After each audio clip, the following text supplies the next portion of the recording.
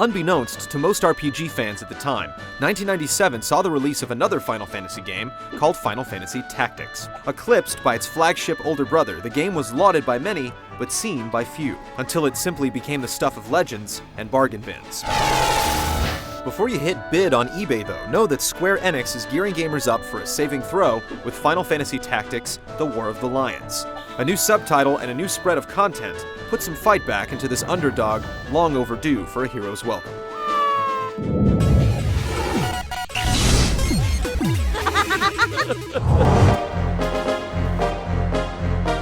In this page of Final Fantasy history, players unravel the untold tale of Ramza Beowulf and his involvement in the War of the Lions, a dispute between two dissident factions incited by a race to the crown following the king's death.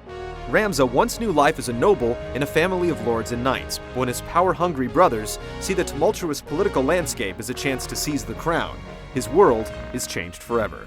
As the story unfolds, power-hungry siblings become the least of his worries, as a secret plot of demons, saints, and the mystical power of 12 Zodiac Stones surface before the youth's eyes. Intent on restoring order and honor to his name, Ramza picks up the mantle of an unknown mercenary and leads his company into battle, swords raised. The original PlayStation version was blighted by inconsistencies and English quirks that made the story more of a folly than a fable.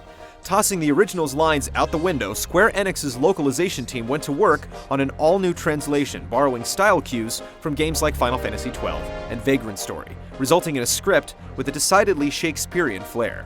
The average player might find themselves begging for Cliff's Notes, but discerning bookworms are likely to enjoy the archaic English revisions. These hands, if aught were in my power to do. Retooled lines and cleaner writing may seem like insubstantial fixes, but the effect is anything but subtle. Fans who have led Ramza to victory once before may find themselves revisiting his world and coming out with an entirely new experience. With more drama and character than ever before, The War of the Lions proves to be a stellar example of the impact that a port can muster with all the proper tweaks in place. I am their unwitting puppet. No more!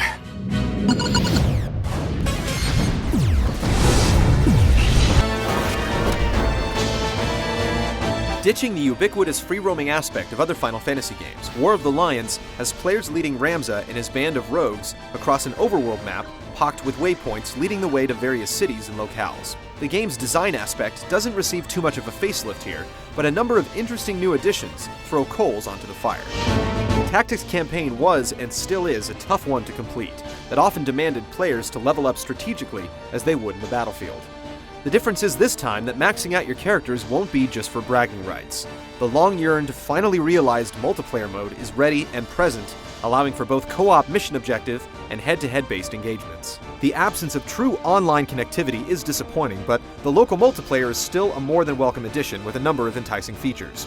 Head-to-head matches allow players to customize the playing field to their liking, from time limits to maps among other options. New battle mechanics like setting and disarming traps and locking swords add a certain wildcard factor that spices up what would otherwise be a fairly conventional PvP experience.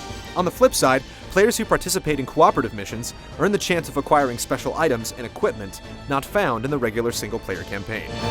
Running parallel to the game's various class and function additions are extra scenarios not found in the original, including playable events with Delita and various encounters with popular Ivalice alumni, including Balthier, everyone's favorite sky pirate from Final Fantasy XII, and Luso, a rambunctious big game hunter and star of the upcoming Final Fantasy Tactics A2. And along with Balthier and Luso's special classes are two more professions tacked onto your roster, Onion and Dark Knight. These bits of bonus content are palpable niceties that add color to the game's incumbent features, but its extensive job system is still the main attraction here. Combining the best of its Final Fantasy pedigree's professions and the tactic-laden mechanics of the Ogre Battle series, War of the Lions grants players the power to piece together their own virtual militias, with a diverse set of options, abilities, and equipment. Even up to now, Final Fantasy Tactics' job classing structure is still one of the best the genre has seen. A feature-rich and flexible system matched only by its equally complex battle engine.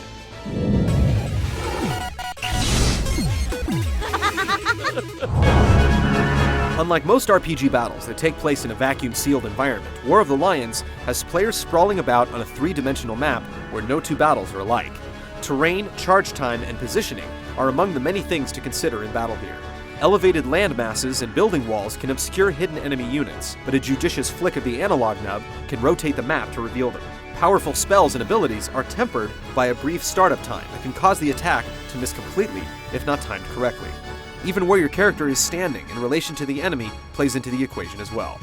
A brief glance at the list of factors affecting combat can be staggering, but after a couple of battles, the essentials sink in. And for a tactical RPG, War of the Lions is actually relatively straightforward. Once you start to understand the method behind the madness, scuffles play out like clockwork, where every unit placement can mean the difference between victory and defeat. The game's vicious AI is often crafty and unrelenting. Enemies will surround you, run away, and gang up on the weakest link in your party. And just when you think you've come up with a viable strategy, varying mission conditions like protecting an escort or being separated from your crew shift your priorities a bit and keep the rules of engagement ever-changing. If you've never played past standard active time battles in RPGs, War of the Lions will put up a hearty challenge with its difficulty and diversity of stratagems.